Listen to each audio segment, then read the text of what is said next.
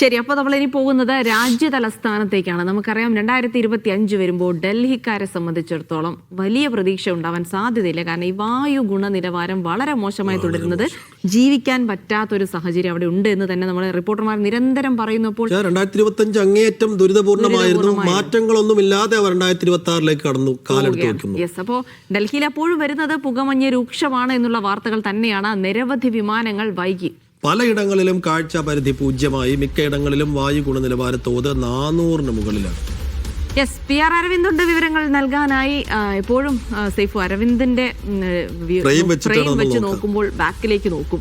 പുകമഞ്ഞിൽ ഇങ്ങനെ നിൽക്കുകയാണ്. ഏതോ ഒരു വലിയ ജമ്മു കശ്മീരിലൊക്കെ നിൽക്കുന്നത് പോലെയാണ്. പക്ഷേ അരവിന്ദ് ഇപ്പോഴും ആ പ്രശ്നത്തിന് ഒരു പരിഹാരവും ഇല്ല എന്നുള്ളത് തന്നെയാണ്. എന്നാലും ഇന്ന് കുറച്ചുകൂടെ ഭേദമുണ്ടെന്ന് തോന്നുന്നു. യെസ്, എന്തായാലും പലയിടങ്ങളിലും 400-ന് മുകളിലാണ് വായു ഗുണനിലവാര തോത് എന്നറിയുന്നു. എങ്ങനെ ഒരു അസഹ്യമായ ജീവിതം തുടരുകയാണ്. കാരണം മറ്റു നിവൃത്തിയൊന്നുമില്ല. പുറത്തു പോകേണ്ടതുണ്ട്, ജോലിക്ക് പോകേണ്ടതുണ്ട്, സ്കൂളിൽ പോകേണ്ടതുണ്ട്. പക്ഷേ ഇത് സഹിച്ചു തന്നെ മുന്നോട്ട് പോകുന്നു ഡൽഹി നിവാസികൾ. 2026 കാല് വെക്കുമ്പോഴും എന്തെങ്കിലും പ്രതീക്ഷ ഉണ്ടോ അവർക്ക്?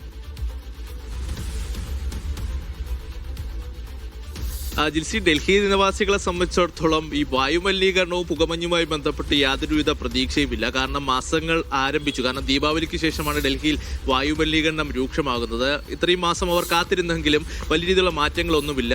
സ്വയം സംരക്ഷിക്കുക എന്ന് മാത്രമാണ് ഡൽഹി നിവാസികൾക്ക് മുന്നിലുള്ള ഏക പോംവഴി എന്ന് പറയുന്നത്. സർക്കാരുകൾ, കേന്ദ്ര സംസ്ഥാന സർക്കാരുകൾ ഇതുമായി ബന്ധപ്പെട്ട നടപടികൾ ശക്തമാക്കുമ്പോഴും യാതൊരുവിധ അല്ലെങ്കിൽ ഒരു പ്രതിവിധി ഈ വായുമലിനീകരണത്തിന് കണ്ടെത്തുവാൻ അവർക്ക് സാധിച്ചിരുന്നില്ല. അതിശൈത്യം കൂടി ശക്തമായതോടുകൂടി ഡൽഹിയിലെ ജീവിതം അത് പൂർണ്ണമായും ദുസ്സഹമാകുന്ന ഒരു സാഹചര്യമാണ് ഇപ്പോൾ ഉണ്ടായിരിക്കുന്നത്. ഡൽഹിയിൽ പുകമഞ്ഞ് അതിരൂക്ഷമായിട്ടുണ്ട്. മൂടൽമഞ്ഞുണ്ട്. അതിനോടൊപ്പം തന്നെ ഈ വായുമലിനീകരണത്തിന്റെ വിഷപ്പുക കൂടി ചേരുമ്പോൾ അതൊരു പുകമഞ്ഞായി മാറി വലിയ രീതിയിൽ ജനജീവിതം ബുദ്ധിമുട്ടിലാക്കുന്നുണ്ട്. കാഴ്ചപരിധി പലയിടങ്ങളിലും 0-മായി കുറഞ്ഞിരിക്കുന്നു. എന്തായാലും വലിയ രീതിയിലുള്ള ബുദ്ധിമുട്ടുകൾ വിമാനത്താവള പരിസരത്ത് നേരിടുന്നുണ്ട്.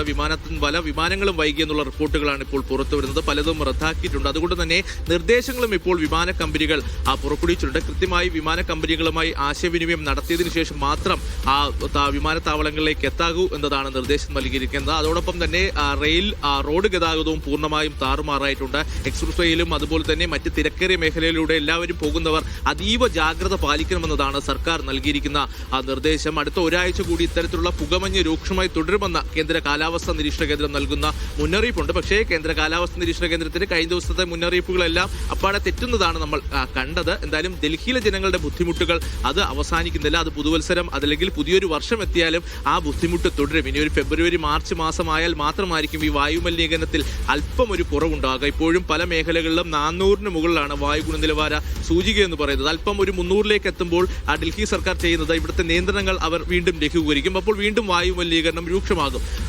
ആ നിയന്ത്രണങ്ങൾ ഒരു 10 ദിവസം കൂടി ഒരുപക്ഷെ നീട്ടിവെച്ചാൽ വീണ്ടും വായുമലിനീകരണ തോത് കുറയുന്നത് നമുക്ക് കാണുവാൻ സാധിക്കും. പക്ഷേ അത്തരം നടപടികൾ പൂർണ്ണമായും പരാജയപ്പെടുന്ന സാഹചര്യമുണ്ട്. പരസ്പരം കുറ്റപ്പെടുത്തുന്നു. ആം ആദ്മി സർക്കാരിനെയാണ് ഇപ്പോൾ മുൻ ആം ആദ്മി സർക്കാരിനെയാണ് BJP കുറ്റപ്പെടുത്തുന്നത്. പക്ഷേ BJPയുടെ ഭരണപരാജയമെന്ന് ആം ആദ്മി പാർട്ടിയും കുറ്റപ്പെടുത്തുന്നു. ഈ രാഷ്ട്രീയ പോരിലെല്ലാം ബുദ്ധിമുട്ട് അനുഭവപ്പെടുന്നത് ഡൽഹിയിലെ സാധാരണ ജനങ്ങൾക്കാണ്. ജിൽസി,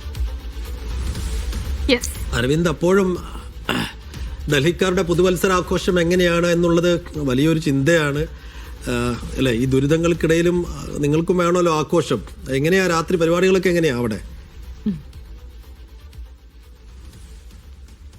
സൈഫുദ്ദീൻ, ഞാൻ ഇത്തവണ ന്യൂ ഇയറിന് ഡൽഹിയിൽ ഉണ്ടായിരിക്കില്ല. ഞാൻ ഇന്ന് രാത്രിയോടുകൂടി നമ്മുടെ നാട്ടിലേക്ക് വരികയാണ്. രാത്രി 1 മണിയോടുകൂടിയേ നാട്ടിലെത്തുള്ളൂ. അപ്പം എനിക്ക് പുതുവത്സരം നാട്ടിലാണ്. പക്ഷെ ഡൽഹിക്കാർക്ക് നമുക്കറിയാം, ഡൽഹിക്കാർക്ക് വായുമലിനീകരണം ഒന്നും ഒരു പ്രശ്നമല്ല.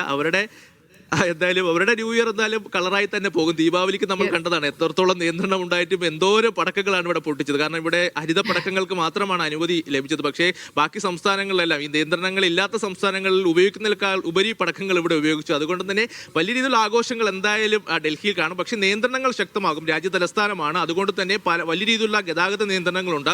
കൊണോട്ട് പ്ലേസ് അടക്കമുള്ള മേഖലകളിൽ 7 മണിക്ക് ശേഷം വാഹനങ്ങൾക്ക് പ്രവേശനം ഉണ്ടാകില്ല. കാൽനടയായിട്ട് മാത്രമായിരിക്കും ഈ ന്യൂ ഇയർ ആഘോഷത്തിൽ പങ്കെടുക്കാൻ സാധിക്കുന്നവർക്ക് അങ്ങോട്ട് എത്തുവാൻ സാധിക്കും. അതുപോലെ തന്നെ മറ്റു മേഖലകളിലും ശക്തമായ പരിശോധന നടക്കുന്നുണ്ട്. കാരണം നമുക്കറിയാം, കഴിഞ്ഞ മാസങ്ങൾക്ക് മുമ്പാണ് ചെങ്കോട്ട പരിസരത്ത് സ്ഫോടനമുണ്ടായത്. ഈ സാഹചര്യത്തിലെല്ലാം ശക്തമായ പരിശോധന ഡൽഹിയിൽ നടക്കുന്നുണ്ട്. അതോടൊപ്പം തന്നെ മറ്റു ഉത്തരേന്ത്യൻ സംസ്ഥാനങ്ങളിലും അതിർത്തി മേഖലകളടക്കം സുരക്ഷ ശക്തമാക്കിയിട്ടുണ്ട്. എന്തായാലും അതീവ ജാഗ്രതയിലാണ് ഡൽഹിയുടെ പുതുവത്സരാഘോഷങ്ങൾ എന്ന കാര്യത്തിൽ സംശയമില്ല. എന്തായാലും എന്റെ പുതുവത്സരാഘോഷം ഇത്തവണ കേരളത്തിലാണ്. പുതുവത്സരാഘോഷങ്ങളൊക്കെ കളറാവട്ടെ. കല്യാണം നടക്കണം. യെസ്, എന്തായാലും അത് അവസാനം പറയേണ്ടിയിരുന്നില്ല, അത് അവർ നോക്കിക്കോളും. അത് അവിടെ നിൽക്കട്ടെ. അപ്പോൾ നമ്മൾ ഡൽഹിക്കാരെ പറ്റിയാണ് പറയുന്നത്. കാര്യം ഈ വായു മലിനീകരണത്തിൽ ആലോചിച്ച് നമ്മളിങ്ങനെ ദിവസവും ലൈവ് എടുത്ത് അരവിന്ദിനോട് ആശങ്ക രേഖപ്പെടുത്തിയിട്ട് ഒന്നും ഒരു കാര്യമില്ല. കാരണം എന്താ അറിയോ, അതല്ല, ഈ വായു മലിനീകരണം ഇങ്ങനെ രൂക്ഷമായി നിൽക്കുമ്പോൾ പടക്കം പൊട്ടിച്ച് ആഘോഷിച്ച ആളുകളാണ്. അപ്പൊ അതുകൊണ്ട് തന്നെ അവർ യൂസ്ഡ്, അതിനകത്തൊന്നും ഒരു പ്രശ്നം ഉണ്ടാകുന്നില്ല. നമുക്ക് ഇവിടെ നിന്ന് കാണുമ്പോൾ ദുരിതമായി തോന്നുന്നേ ഉള്ളൂ, അവരത് അനുഭവിക്കുന്നതിൽ വലിയ പ്രശ്നമില്ല തോന്നുന്നു.